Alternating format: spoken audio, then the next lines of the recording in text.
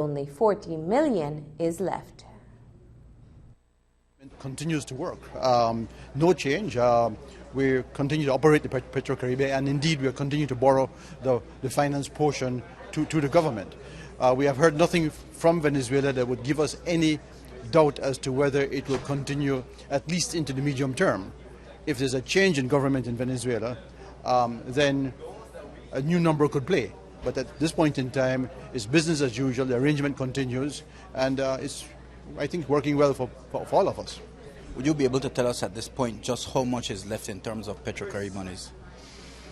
Well, I think the Prime Minister at one of his mentioned a figure of around $50 to $60 million after making these compensation payments.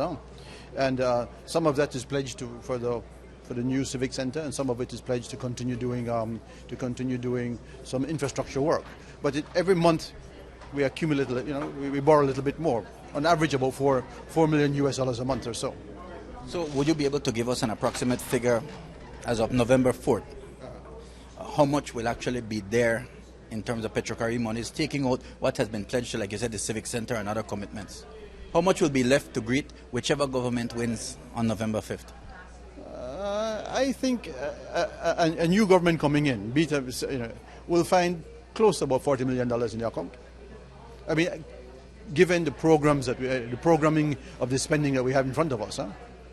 Could you refresh my mind how much has been received since 2012 in Petrocaribe, and how much, you 40 million left, how much has been spent?